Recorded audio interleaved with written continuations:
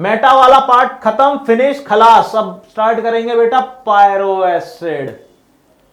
ठीक है, pyro acid की कहानी क्या है कि ये एक ऐसा प्रीफिक्स है जो कब ऐड किया जाता है, जब किसी पर्टिकुलर ऑक्सी एसिड से, कलर चेंज कर लेते हैं नहीं तो समझ ही नहीं पा रहा है, ये एक ऐसा प्रीफिक्स है पायरो, जब किसी पर्टिकुलर ऑक्सी एसिड से एक मॉलिक्यूल वाटर का एलिमिनेट किया जाता है दो मॉलिक्यूल पेरेंट एसिड से। ठीक है, और उसमें भी एक कहानी क्या देखेंगे, provided at least one replaceable hydrogen atom is present in produced acid, यानी कि दो एसिड होने चाहिए तब पायरो लगाओगे। कैसे, देखो एग्जाम्पल H3PO4, यानी कि तुम्हारे पास अवेलेबल है ये, बनाओ भाई H3PO4 को, बनाया मैंने H3PO4, कितने चाहिए हैं, दो, एक और बना लो। ठीक है, एक और बना लो। कितने वाटर निकालने हैं, दो मॉलिक्यूल से एक वाटर निकालना है, निकाल दो, निकाल दिया। ठीक है, बंदे का नाम क्या है अभी, बंदे का नाम है भैया फॉस्फोरिक एसिड। क्या नाम है इसका,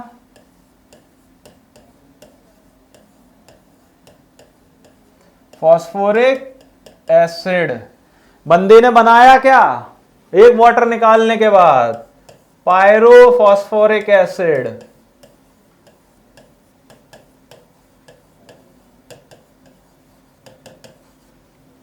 ठीक है, फाइनली ये दिखाई कैसे देगा, ये दिखाई कैसे देगा, आपको बताते हैं कैसे दिखाई देगा।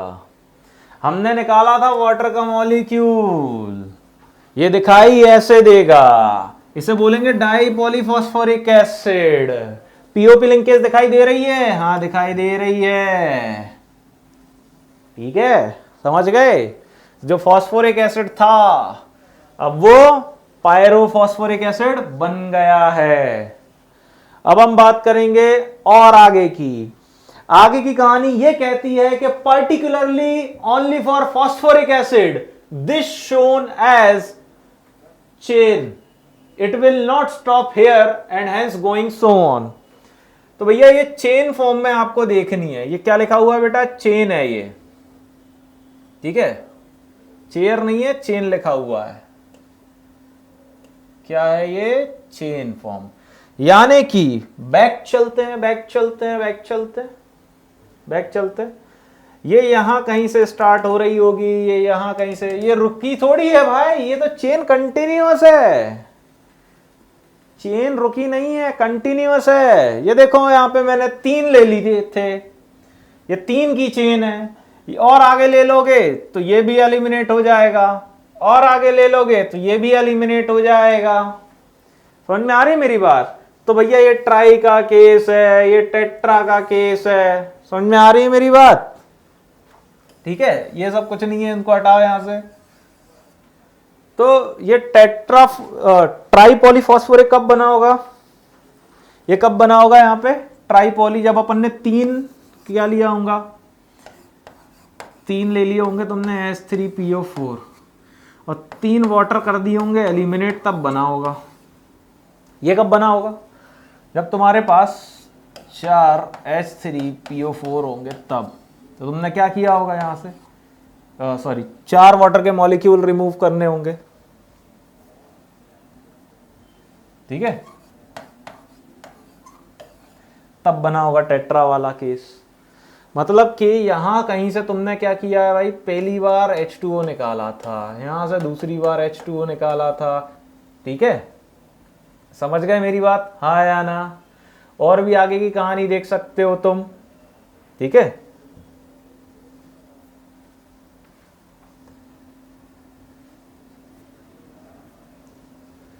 दो मॉलिक्यूल से एक वाटर का मॉलिक्यूल। ठीक है, तो 3 में से 2 और 4 में से 3 वाटर के मॉलिक्यूल।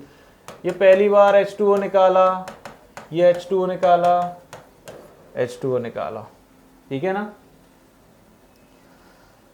इस तरीके से भाई। अब ये क्या केस आ गया आपके पास, P3O10 5-। हाँ देखो अब ज़रा, यहाँ से पहली बार आपने H2O निकाला, यहाँ से दूसरी बार आपने H2O निकाला, और यहाँ पे रिस्पेक्टेड जो हाइड्रोजन लगे थे उसे भी आप एलिमिनेट कर रहे हैं। ठीक है, रिस्पेक्टेड जो हाइड्रोजन लगे थे उसने भी आप एलिमिनेट कर रहे हैं। ठीक है, तो आपने बनाए। तो सीधी सिंपल सी बात है भाई, तुम्हारे पास क्या था, 3 यूनिट थी तुम्हारे पास H3PO4 की, तुमने निकाले 2 बार H2O, तुम्हारे पास बचा क्या अब, कि भाई तुम्हारे पास सीधी सिंपल सी बात है, सुनना मेरी बात है, 3 यूनिट क्या बची तुम्हारे पास, HPO3, तुमने यहां से रिमूव किया 3H+ आयंस को। क्या किया तुमने, 3H+ आयन को। ठीक है, अब तुम्हारे पास क्या बचा, सोचो जरा, तुम्हारे पास बचा क्या, तुम्हारे पास बचा PO3 लाइक दिस, है ना। तो इस तरीके से आपको देखना है। अब मेरी बात अच्छे से सुनना, एक नोट पॉइंट मैं आपको बताऊंगा यहाँ पे, ठीक है। इस नोट पॉइंट को बहुत बढ़िया तरीके से आपको एनालाइज करना है। कहाँ गया यार वो note point,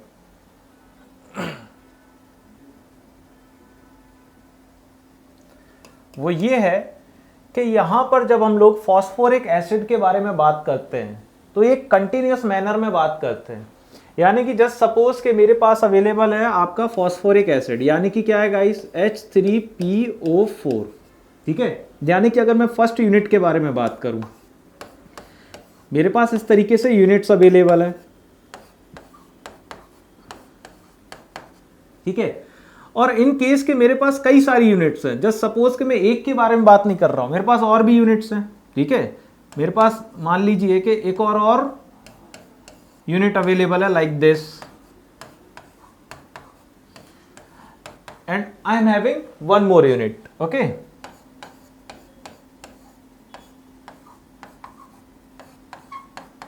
initially we will take 3 unit of your respective phosphoric acid. So first time if you eliminate water from here, H2O, and second time also eliminate the water molecule, because we know that for pyro acid we want to remove 1 molecule of water from 2 acids. So this one is your one time removal from 2 acid, this one is one time removal from these 2 acids. okay, तो अगर मैं इसका एक respective structure बनाऊं तो मैं कैसे बनाऊंगा, फिर फाइनली वाटर का मॉलिक्यूल गायब हो जाएगा।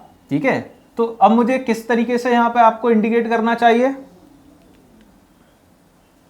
सुनना मेरी बात, किस तरीके से इंडिकेट करना चाहिए मुझे यहां पे, सुनना। अब बहुत बढ़िया तरीके से मैं आपको बताऊंगा एक एक बात। ओके, तो ये अब कुछ इस तरीके का हो जाएगा। ठीक है ना, समझ गए, और यहां ये इस तरीके का हो जाएगा। हो गया। अब अगर मैं आपसे कहता हूं कि यहां से एक एक हाइड्रोजन भी एलिमिनेट कर दीजिए, क्या करना है, हाइड्रोजन भी एलिमिनेट कर दीजिए, तो रिस्पेक्टिवली मेरे पास क्या आंसर आएगा कि अगर मैं हाइड्रोजन रिमूव कर दूंगा तो ऑक्सीजन एनायनिक फॉर्म में अवेलेबल हो जाएंगे, हाँ या ना। यानी कि अब आप मुझे ये बताएंगे कि सर ये एक माइनस चार्ज आ गया, ये एक माइनस चार्ज आ गया, ये एक माइनस चार्ज आ गया, यहाँ पे ये एक माइनस चार्ज और ये एक माइनस चार्ज। ठीक है, इसका फॉर्मूला क्या तैयार हो रहा है, जस्ट सपोज मेरे पास थी इनिशियली 3 यूनिट, 3 यूनिट में से 2 वाटर के मॉलिक्यूल निकाल दिए गए हैं। ठीक है, तो अब मेरे पास बचा क्या, सोचो जरा क्या बचा, कि अब ये क्या है, 3 तो हैं आपके पास फॉस्फोरस, ऑक्सीजन काउंट कर लें, करो ऑक्सीजन काउंट, 1 2 3 4 5 6 7 8 9 और 10, यानी कि ऑक्सीजन है आपके पास 10। चार्ज देख लें जरा, 1 2 3 4 5, ये हो गया चार्ज आपका, ठीक है। तो अगर H3PO4 था, यानी कि एक्चुअल में था क्या आपके पास टोटल हाइड्रोजन थे 6, ठीक है। टोटल फास्फोरस कितने थे आपके पास 3, टोटल ऑक्सीजन कितने थे आपके पास 12, है ना। अब इसमें से आपने क्या किया, यहां पर 2 वाटर के मॉलिक्यूल निकाल दिए। 2 वाटर के मॉलिक्यूल मतलब कि 4 आपने हाइड्रोजन निकाले, यहां से 4 हाइड्रोजन निकाले। तो अब आपके पास 4 हाइड्रोजन में से बचे कितने बेटा, यहां पे 6 में से 4 गए, बचा तुम्हारे पास 2 हाइड्रोजन, हाँ या ना। अरे सीधी सिंपल सी बात है, तुम्हारे पास 9 हाइड्रोजन थे, 3 और 3 का 9 हाइड्रोजन थे आपके पास। 9 में से तुमने 4 हाइड्रोजन निकाल दिए, तुम्हारे पास बचे कितने यहाँ पे 5 हाइड्रोजन बचे, ठीक है। थोड़ी मैथमेटिकल एरर हो गई, तुम्हारे पास बचे यहाँ पे 5 hydrogen. Phosphorus as it is 3 बचेंगे। अब तुम्हारे पास कितने ऑक्सीजन थे टोटल, 4 3 12 ऑक्सीजन एटम थे, जिसमें से आप क्या कर रहे हैं, यहाँ पे 2 ऑक्सीजन हटा रहे हैं। दैट मीन्स गाइस आपके पास 10 ऑक्सीजन थे, ठीक है। अब इसमें से भी आप क्या करना चाह रहे हैं कि H कितने आयन्स हैं, 5+ की क्वांटिटी में रिमूव हो गए। तो आपके पास बचा क्या, आपके पास बचा P3O10 5-, तो ये उसी का स्ट्रक्चर है जो मैंने अभी आपको दिखाया, ठीक है। ये कंटिन्यूअस मैनर में चल रहा है आपका यहाँ पे। तो अब इसका इनिशियल नाम क्या था, इसका इनिशियल नाम था H3PO4 का फॉस्फोरिक एसिड, ठीक है। H3PO4 का इनिशियल नेम क्या था, फॉस्फोरिक एसिड। अब यहां पे क्या हो जाएगा, ट्राइमेरिक पायरो फॉस्फोरिक एसिड, ठीक है। ट्राइमेरिक पायरो फॉस्फोरिक एसिड, इसी तरीके से मैं बात कर रहा हूं, ठीक है। अब यहां पर देखिएगा, मैं आपको बताता हूं, इसको हटाइए जरा सबसे पहले, कि इस चीज को अगर आप इग्नोर कर दें, ये कुछ भी नहीं है गाइस, ये आपको थोड़े कंफ्यूजन पर्पस से दी गई है, हटाइए इस चीज को, ठीक है, हटाइए इसको। तो अब आपके पास अवेलेबल है ट्राईपॉली फॉस्फोरिक एसिड, ठीक है। क्या है, ट्राईपॉली फॉस्फोरिक एसिड, समझ में आ रही मेरी बात। तो अब ये आपके पास सीन है, यहां पे ये ट्राईपॉली फॉस्फोरिक एसिड है। तो कब बना होगा ये, जब यहां से हमने एक वाटर का मॉलिक्यूल निकाल लिया था और ये दूसरा वाटर का मॉलिक्यूल निकाल लिया था, ठीक है। मैं इसको अब क्या कहूंगा कि भैया ट्राईपॉली का केस है, दैट इज ओके, बट अब मुझे पायरो लगाना चाहिए क्या, वो सोच रहा है।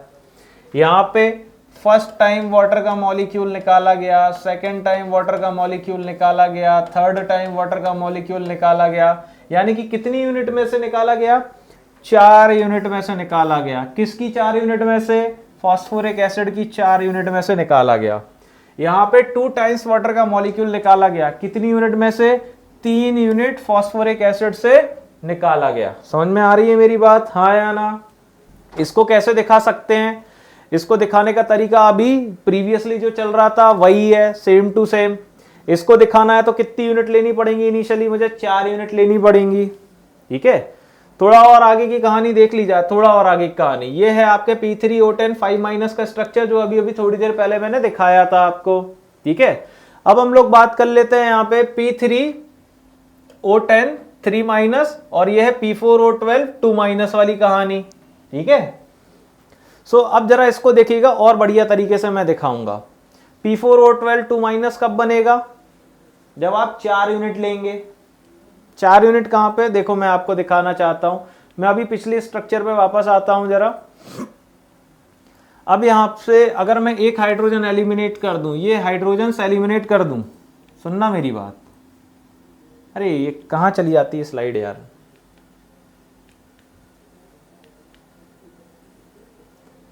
ठीक है। इसे भी एलिमिनेट कर दो, ये भी एलिमिनेट कर दो, ये भी एलिमिनेट, ये भी एलिमिनेट। टोटल ये क्या हो गया, अब कितने फास्फोरस, 3, ठीक है। ऑक्सीजन कितने हैं तुम्हारे पास, गिन लो जरा, 10। चार्ज कितना है तुम्हारे पास, 5 का। यहां गिन लेते हैं कितने फास्फोरस है आपके पास, 4। ऑक्सीजन गिन लो जरा, अगर मैं इस हाइड्रोजन को निकाल दूं, इसको भी, इसको भी, इसको भी, इसको भी और इसको भी, ठीक है, ऑक्सीजन गिनो जरा, 1 2 3 4 5 6 7 8 9 10 11 12, ठीक है, इस तरीके से। सो अब टोटल देखना अच्छी तरीके से, पीओपी लिंकेज कितनी है, first POP, second POP, third POP, ठीक है। सो पहले 3 ऑक्सीजन पीओपी लिंकेज के गिन लेते हैं, 1 2 3 4 5 6 7 8, ये 9, ये 10, ये 11, ये 12 और ये 13, ठीक है, इतने ऑक्सीजन है हमारे पास, ठीक है। तो ये कितने हो गए, P4O 13, ठीक है। P4O 13 कब, जब लीनियर स्ट्रक्चर की हम लोग बात कर लें।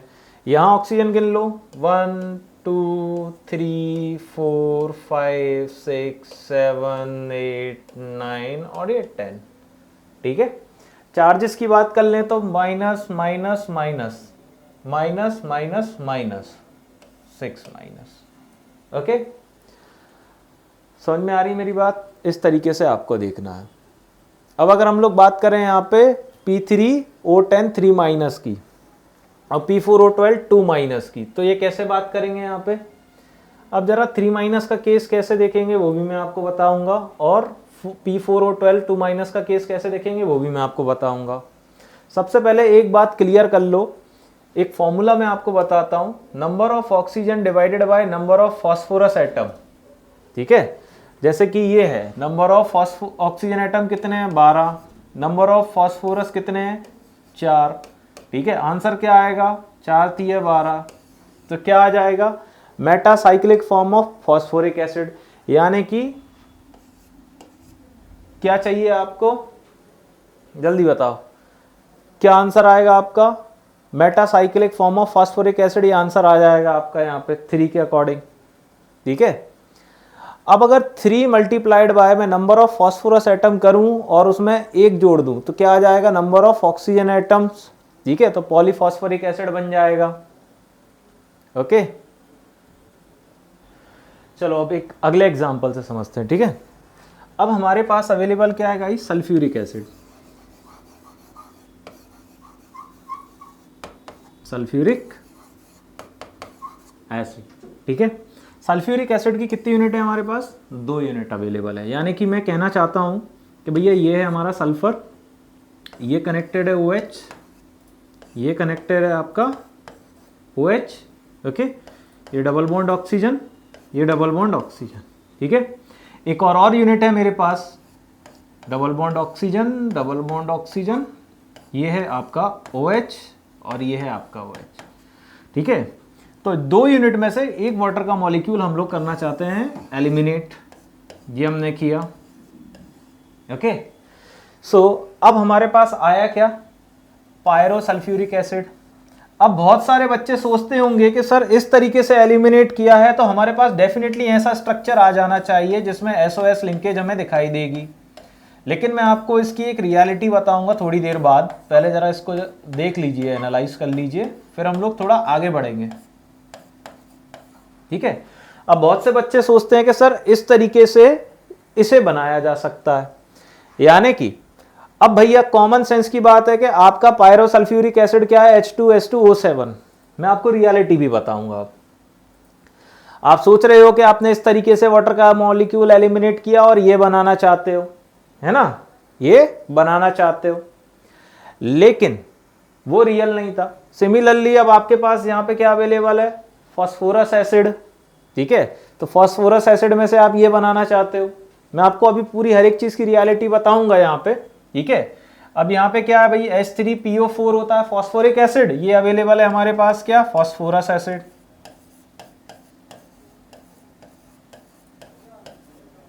ये हमारे पास अवेलेबल है फॉस्फोरस एसिड, ठीक है। आपने क्या किया, 3 यूनिट थी हमारे पास, ठीक है, 3 यूनिट थी, ये रहा फॉस्फोरस, डबल बॉन्ड ऑक्सीजन, ठीक है। हमें क्या चाहिए, 3 OH चाहिए है, ये रहा पहला OH, दूसरा OH और तीसरा OH, ठीक है। तो H3P, ये कितने हो गए, 1 2 3 4, ठीक है, ये है आपका फॉस्फोरिक एसिड, हमें चाहिए H3PO3 फॉस्फोरस। ठीक है, तो अब हम क्या करेंगे, यहाँ पे कॉमन सेंस वाली बात है। सबसे पहले तो हम क्या बनाना चाहेंगे, हमारा रिस्पेक्टिव मॉलिक्यूल, और हमारा रिस्पेक्टिव मॉलिक्यूल है लाइक दिस। ठीक है, क्या है भाई अपना रिस्पेक्टिव मॉलिक्यूल, अरे क्या बना दिया मैंने, ये इसको पूरे को हटाते हैं ना, आगे तो दिखाएंगे ही हम स्लाइड से। ठीक है, अब ये तो पक्का फिक्स है कि फॉस्फोरस एसिड वाटर का मॉलिक्यूल निकाला, जब तक इसकी 2 यूनिट चाहिए हैं आपको। ठीक है, इसके नाम के आगे क्या लगा दोगे आप, पायरोफॉस्फोरस एसिड लगा दोगे। ठीक है, देखो कैसा था, 2 यूनिट थी, एक वाटर का मॉलिक्यूल निकाल लिया। ठीक है, आप सोच रहे हो कि ऐसा बनेगा। ठीक है, पायरोफॉस्फोरस एसिड ये नाम हो जाएगा यहाँ पे, ऐसे ही वो पायरो का केस था। अब यहाँ पर आपको क्या देखना है बच्चे, आपको देखना है H2SO4 है आपके पास। ठीक है, और H2SO4 मतलब समझ रहे हो आप, ये कितना है आपके पास H4, S आपके पास 2, ऑक्सीजन आपके पास 8। अब आप इसमें से एक वाटर का मॉलिक्यूल निकाल रहे हो, तो क्या बनाना चाहते हो आप, 2 हाइड्रोजन निकालना चाह रहे हो तो 2 बच गए, S2 एज इट इज, एक ऑक्सीजन निकालना चाहते हो O7।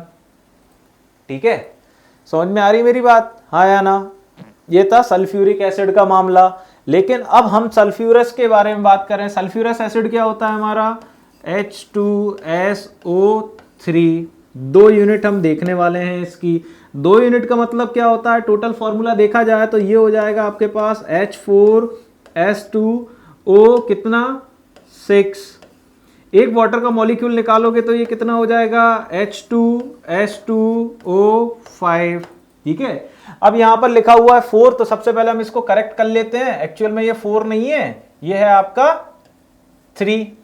ठीक है, तो सीधी सिंपल सी बात है, जो अननेसेसरी चीजें हैं पहले तो मैं उनको इरेज कर देता हूं। ठीक है, इरेज कर देता हूं। अब इसका नाम क्या है, सल्फ्यूरस एसिड। क्या नाम है, सल्फ्यूरस एसिड। मैंने निकाला एक मॉलिक्यूल 2 यूनिट में से, क्या बनाया H2S2O5। ये बात क्लियर है, लाइक दिस। ठीक है, ये 3 आएगा यहां पे। ठीक है, यहां पर ये H है। ठीक है, ये H है, H2S2O5। तो इस तरीके से आना चाहिए था स्ट्रक्चर। ये क्या है बेटा आपका एक्सपेक्टेड स्ट्रक्चर। अब रियलिटी क्या है, सल्फ्यूरिक का रियल था, ये एक्सपेक्टेड था, बट रियलिटी कुछ और है। रियलिटी कुछ और है, रियलिटी ये है, एक्चुअल स्ट्रक्चर है ये।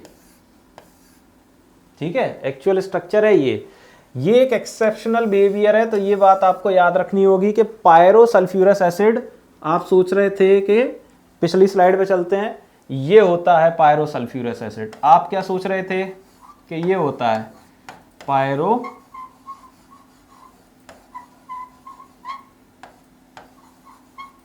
sulfurous acid, but it's wrong,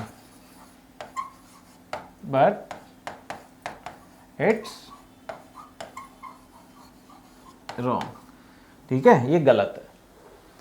असली सच्चाई क्या है, ये दिस इज रॉन्ग। ठीक है, दिस इज करेक्ट, वो वाला रॉन्ग था और ये करेक्ट है, दिस इज रियल। ये रियल स्ट्रक्चर है पायरो सल्फ्यूरस एसिड का। ठीक है, अब बात करेंगे हम यहाँ पर एक छोटे से नोट पॉइंट की। जस्ट सपोज आपके पास कोई भी पायरो एसिड है। ठीक है, उसमें आप एक वाटर का मॉलिक्यूल ऐड कर दो तो उसमें आपको 2 पेरेंट एसिड मिल जाएंगे। जस्ट सपोज कैसे, भाई आपके पास क्या था, कोई भी पायरो एसिड ले लो, मान लो पायरो सल्फ्यूरस एसिड ले लो, या फिर पायरो, चलो पायरो फॉस्फोरस एसिड ले लेते हैं। भाई मेरे पास क्या था, सीधी सिंपल सी बात है, 2 पेरेंट एसिड थे, 2 पेरेंट एसिड में से एक वाटर का मॉलिक्यूल निकालते थे। तो इससे अच्छा है हम क्या कर लें, 2 पेरेंट एसिड में एक वाटर का मॉलिक्यूल डाल दो, तो रिस्पेक्टिव आपको आपके पेरेंट एसिड मिल जाएंगे। ठीक है, जैसे कि आपके पास H2SO4 था।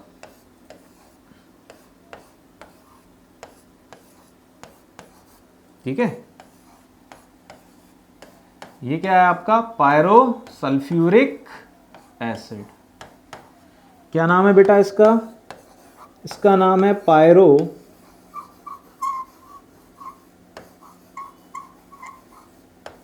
Sulphuric acid. मुझे क्या करना है? वाटर का मॉलिक्यूल ऐड करना है, तो मैं यहां से बॉन्ड ब्रेक करूंगा। ये रहा मेरा HOH, ठीक है। तो मैंने क्या किया, ये बॉन्ड कर दिया ब्रेक। तो अब ये पूरा का पूरा एक सिस्टम मेरे लिए अवेलेबल है, ठीक है, और एक सिस्टम पूरा का पूरा मेरे लिए ये अवेलेबल है। तो मैंने जैसे ही यहाँ पे एक वाटर का मॉलिक्यूल ऐड किया तो मुझे मेरे दो रिस्पेक्टिव एसिड मिल गए। दो रिस्पेक्टिव एसिड कैसे? देखो जरा,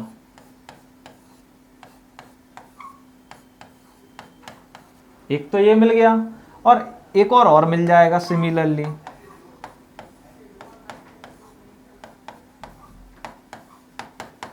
ठीक है, यही कहानी है, ये एक दूसरे से कोरिलेटेड है, ठीक है। एक और बात याद रखना कि ये सिर्फ एक जनरल कैरेक्टरिस्टिक है पायरो एसिड का, जिसमें क्या होता है कि पायरो एसिड में एक वाटर का मॉलिक्यूल डाल दोगे तो आपको दो कॉन्सिक्यूटिव पेरेंट एसिड मिल जाएंगे, ठीक है। So this property belongs to what? Pyro acid only. सब में नहीं लगेगा, मेटा में नहीं लगता, पायरो में लगेगा, ठीक है। और ये जनरली हम कैसे देख सकते हैं? H2S2O5 में भी देख सकते हैं, ठीक है।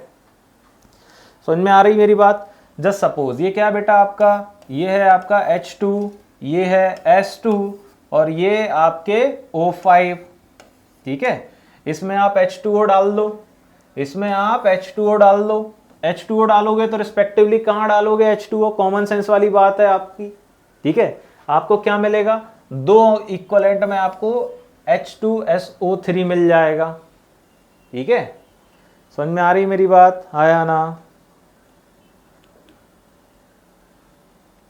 अब इसे क्या कहेंगे? It is called pyro sulphurous acid, जिसमें SOS लिंकेज नहीं है। ये क्या है? पायरो सल्फ्यूरस एसिड जिसमें SOS लिंकेज नहीं है। ये तो इसकी कहानी हो गई। अब जस्ट सपोज के ये देखो, यहां पर आपके पास दो यूनिट है जो कि ऑलरेडी कनेक्टेड है। ये ऑलरेडी एक पायरो एसिड है। ये क्या है? ये ऑलरेडी एक पायरो एसिड है। आप क्या करेंगे यहाँ पे? आप यहाँ पे वाटर का मॉलिक्यूल डाल दो, बॉन्ड ब्रेक कर दो, आपको पेरेंट एसिड की दो रिस्पेक्टिव यूनिट्स मिल जाएंगी, ठीक है। इस तरीके से किया है यहाँ पे। फिर एक और एग्जांपल आता है, दैट इज HClO4, ठीक है। यह है आपका क्लोरिक एसिड। अब आप इसमें क्या कर रहे हैं? सबसे पहले तो ये देखो कि आप इसकी कितनी यूनिट ले रहे हो? 2 यूनिट ले रहे हो।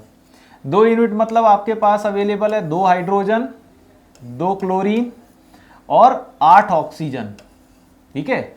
2 यूनिट में से आप क्या कर रहे हो? एक वाटर का मॉलिक्यूल रिमूव कर रहे हो। अब आपके पास बचा क्या? सीधा सिंपल सा, आपके पास बचा Cl2O7। क्या बचा? Cl2O7, ठीक है। तो ये कहानी थी। इस तरीके से आप एक वाटर का मॉलिक्यूल रिमूव कर रहे हैं यहां पर, ठीक है, और आप बना रहे हैं क्या? Cl2O7। ये क्या है आपका? 2 क्लोरीन है, ठीक है। गिन लो सारे ऑक्सीजन, 7 है यहाँ पे, ठीक है। इस तरीके से इसका नाम था परक्लोरिक एसिड, ठीक है। अब बहुत से बच्चे ये सोचेंगे कि सर ये जो Cl2O7 है ये एक पायरो एसिड है, लेकिन मैं कहना चाहता हूं कि it is not a pyro acid. क्यों?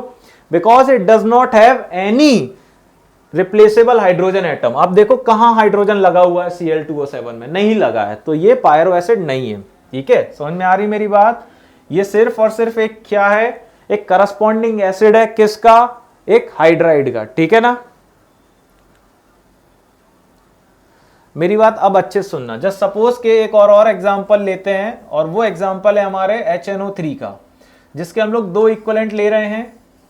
HNO3 के सबसे पहले तो आप एक जस्टिफिकेशन कर लो कि भाई आपके पास है 2 हाइड्रोजन, आपके पास है 2 नाइट्रोजन, आपके पास है 6 ऑक्सीजन। आप एक वाटर का मॉलिक्यूल निकाल रहे हो। सीधी सिंपल सी बात है कि जैसे ही आपने एक वाटर का मॉलिक्यूल निकाला तो यहाँ क्या बचेगा? 2 हाइड्रोजन तो हट गए, बचा आपका क्या? N2O5, ठीक है। क्या बचा आपका? N2O5 बचा। इसको कर देते हैं अपन ढंग से जरा, ठीक है। इतनी माइनर सी एरर जो है वो अपन अपने लेवल पे देख लिया करेंगे। ये क्या है बेटा आपका? N2O5। तो भैया ये था आपका नाइट्रिक एसिड। अब बहुत से बच्चे सोच रहे होंगे कि सर ये बन जाएगा क्या, पायरोनाइट्रिक एसिड, लेकिन मैं कहना चाहता हूं ये क्या है, एनहाइड्राइड है नाइट्रिक एसिड का, ठीक है, नाइट्रिक एसिड का एनहाइड्राइड है। तो इस तरीके से एक वाटर का मॉलिक्यूल आप एलिमिनेट कर रहे हैं और आप एनहाइड्राइड बना रहे हैं किसका, नाइट्रिक एसिड का, ठीक है, लाइक दिस, ओके। फिर हम लोग बात कर लेते हैं HNO2 की। ये क्या है, नाइट्रस एसिड। तो सबसे पहले इसको भी थोड़ा जस्टिफाइड कर लें आपके और आसानी के लिए। 2 हाइड्रोजन एटम हमारे पास अवेलेबल हैं, ठीक है, 2 नाइट्रोजन एटम हमारे पास अवेलेबल हैं, 4 ऑक्सीजन एटम हमारे पास अवेलेबल हैं, 2 मॉलिक्यूल के सिस्टम से 1 वाटर का मॉलिक्यूल रिमूव किया जाना चाहिए। सो हमने क्या किया, तो हमें यहाँ फाइनली मिलता है N2O3 मिलता है, ठीक है। तो जस्ट लाइक दिस कि हम लोग यहाँ से 1 वाटर का मॉलिक्यूल रिमूव कर रहे हैं। अब आप सोचोगे सर कि जो नाइट्रस एसिड है अब N2O3 बनते ही पायरो नाइट्रस एसिड बन जाएगा, लेकिन मैं आपको बताना चाहता हूं कि ये क्या है, ये है anhydride of nitrous acid, pyro nitrous acid नहीं है। क्यों, क्योंकि यहां पर एक भी हाइड्रोजन एटम मुझे दिखाई नहीं दे रहा है, ठीक है, समझ गए मेरी बात। फिर N2O3 also exist in unsymmetrical form, इस फॉर्म में भी एग्जिस्ट करता है N2O3। समझ में आ रही मेरी बात, अनसिमेट्रिकल सिस्टम कैसा है। अब यहां पर एक लोन पेयर है, अब लोन पेयर को मैं क्या मानूंगा, सूडो एटम मानूंगा, ठीक है, इसे हम लोग जनरली क्या बोलते हैं, सूडो एटम बोलते हैं, ठीक है।